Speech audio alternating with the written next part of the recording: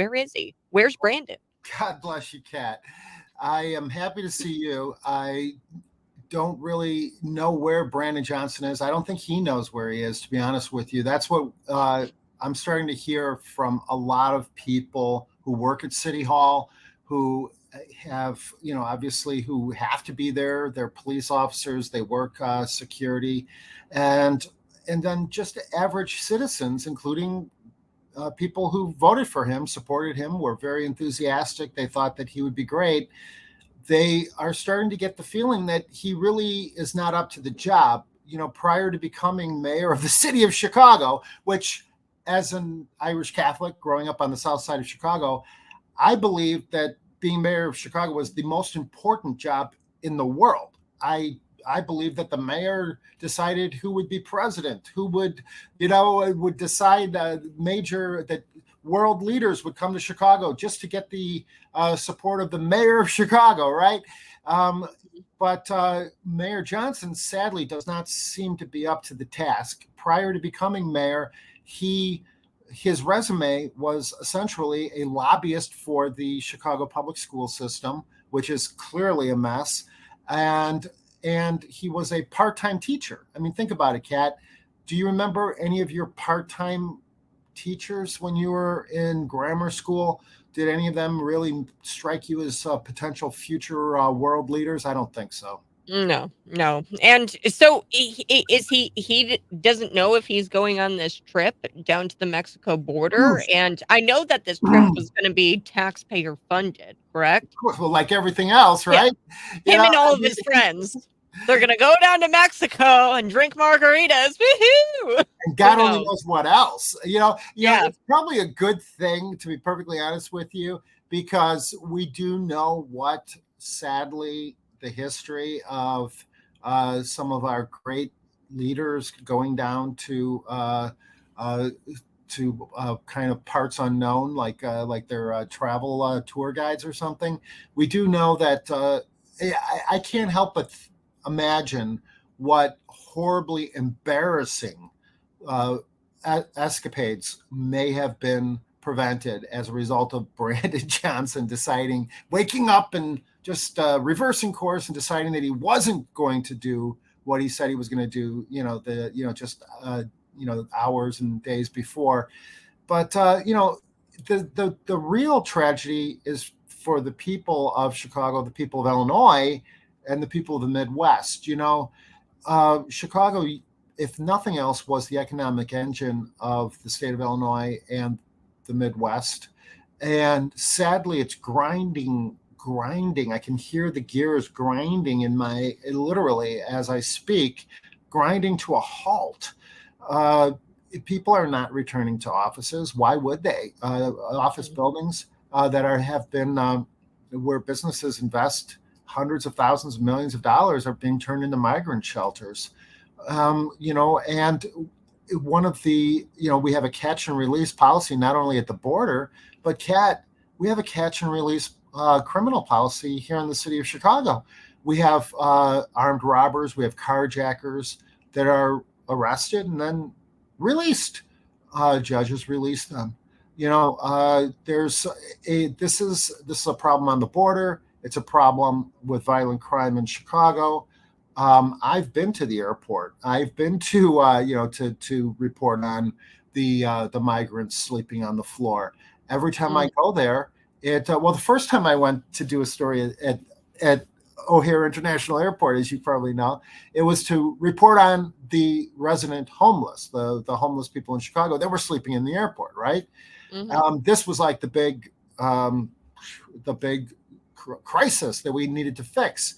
Now, the resident homeless, the American homeless, have been kicked out of the airport to make room for migrants. But the most recent time that I went to O'Hare International Airport, or as the migrants refer to it, Little Caracas. You can't make this stuff up, Kat. I mean, it's ridiculous. Wow. They've taken over both sides of the terminal. You can see that it's on my Twitter, on my Facebook. It really is for any American, any right thinking or red blooded American. a real crisis and a tragedy. Well, and I love the numbers that you've got here under a state program approved by Governor J.B. Pritzker. Chicago is actually going to be providing $9,000 up to rental assistance for each migrant. So they're getting $9,000, and this includes, folks, a starter kit to furnish that apartment. So not only are we giving them money for rent. I mean, you would love money for rent. I'd love money for rent. It's Guess the who gets Barbie the dream money? house. Cat, it's Yeah. the Barbie dream house. Why wouldn't entire villages in Central and South America just clear out and come straight to the state of Illinois? First of all, every single migrant that I've ever attempted to interview, obviously they all speak Spanish, so they don't speak a word of English. So I'm not 100% sure how they're, why J.B. Pritzker thinks they're going to be police officers or something like this. But at any rate, they all have cell phones, and so somehow they all have cell phones. I guarantee you, if they're sending even a single text back to Caracas or wherever or God only knows what other Middle Eastern country, whatever other location that they came from, if they're sending even a single text back that says, "Hey, I just got a check for $9,000, furniture." And they're going to help me move. They're going to pay my moving costs. I guarantee you, what is preventing entire city, towns, and villages from just clearing out and moving to Illinois? Yeah. Well, and one thing that I was, wondering about was the parks here. So you've got a story about Glendale residents and Yes. Austin residents, and they are on fire. And so are we converting a field house that was originally made for those residents and football players? Are we converting that into a migrant shelter now in Chicago? I mean, Well, this is Glenwood and Austin, so they're suburbs. no. This is city of Chicago, city proper. That is Okay. a neighborhood in the city of Chicago. In fact, oddly, this is a neighborhood that went overwhelmingly for Brandon Johnson on his promise. Get this. This is why a lot of Chicagoans who supported Brandon Johnson are really turning against him visually, vocally. Let's put it that way. I don't want to be confused. Very, very, very vocally, because he promised them that he would end the systematic racism and the decades of decline in violence, criminal violence, by investing in young people, by giving the young people in that community something to do in the community, like go to the park and play sports and engage in other hopefully character building activities. But what is he doing instead? He's turning the very park in that neighborhood into a migrant shelter. It's he basically, I would almost go so far as to say, if you want to know what Mayor Brandon Johnson is going to do tomorrow, it'll probably be the opposite of whatever he says today.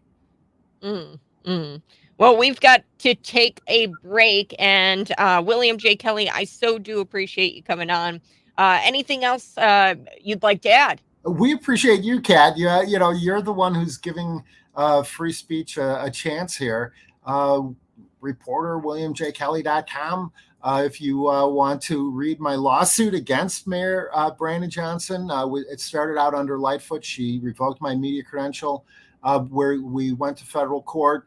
We're going to fight for freedom of speech. I'm telling you, Kat, this is, I believe, the seminal issue of the in America today. We need to defend free speech. I have a legal, who would have thought that in order to be a reporter in the city of Chicago, I would need a legal defense fund? Okay. Literally going to City Hall is putting my life and my liberty at risk. If somebody I'll be going there today, by the way.